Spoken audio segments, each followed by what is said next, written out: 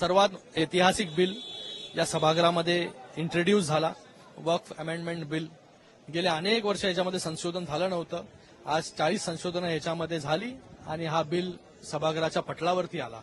मी धन्यवाद देईन सरकारचं की इतके वर्षानंतर आपण खऱ्या अर्थाने मुस्लिम समाजाला न्याय कसा मिळेल यासाठी हा बिल इथे इंट्रोड्यूस केला गेला.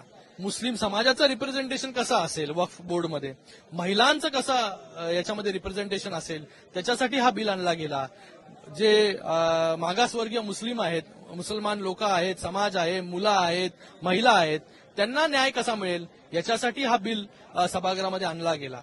या बिलानंतर जे वक्फमध्ये काही ट्रस्टीज जे मोजके आहेत स्वतःच्या स्वार्थासाठी फायद्यासाठी वक्फ कायद्याचा उलटा सुलटा फायदा घेत होते, आज त्यांच्यावरती आळा बसणार आहे. कुठलीही ट्रस्ट असली तर त्याच्यावरती चॅरिटी कमिशनर देखरेख करतो, कोर्ट देखरेख करतो. पण वक्फमध्ये असा कायदा होता की तुम्ही कोणाकडे जाऊ शकत नाही.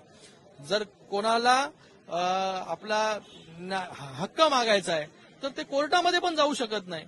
ज्या हिंदुस्थानामध्ये हा पूर्ण हिंदुस्थान भारत एका कायद्यावरती चालतो, त्या देशामध्ये 2-2 कायदे आणण्याचं काम काँग्रेस सरकारने केलं होतं.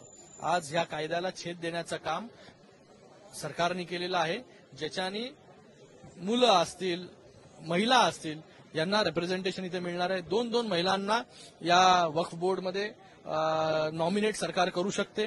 आणि त्याचबरोबर इतके वर्ष या वक्फ बोर्डमध्ये वेगवेगळे करप्शन झाले, भ्रष्टाचार झाले. यूपी असेल, दिल्ली असेल, दिल्लीमध्ये तर आपचा एक आमदार या वक्फ बोर्डच्या याच्यावरती चेअरमॅन होता, तो जेलमध्ये गेला भ्रष्टाचार केल्यामुळे. त्याचबरोबर वेस्ट बेंगालमध्ये तृणमूल काँग्रेसचं सरकार आणि इकडे काँग्रेसचं सरकार होतं केंद्रामध्ये, तेव्हा 1000 कोटीचा भ्रष्टाचार झाला म्हणून त्यांनी सीबीआय इन्क्वायरी लावली होती. तर हे यांना नको आहे का की ट्रान्सपरन्सी याच्यामध्ये यावं, जेणेकरून चांगली कामं, शाळा चांगल्या होतील, कॉलेजेस चांगले होतील, चांगले हॉस्पिटल्स होतील, स्पोर्ट्स कॉम्प्लेक्स होतील, या वक्फच्या जागेमध्ये मुस्लिम समाजाला पुढे येण्याचा एक मार्ग मिळेल. पण मुस्लिम समाजाकडे नेहमी फक्त आणि फक्त वोट बँकच्या राजकारणाच्या पलीकडे यांनी पाहिलं नाही. फक्त आणि फक्त त्यांना मुस्लिम समाजाचा वोट पाहिजे म्हणून इथे विरोध करण्याचं काम ऑपोजिशनकडून होत आहे. तर मला त्यांना सांगणं आहे की या बिलचं आपण समर्थन करा.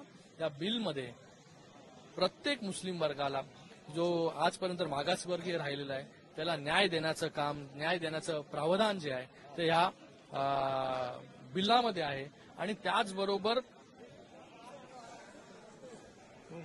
युबीटी का बोलते ना सर.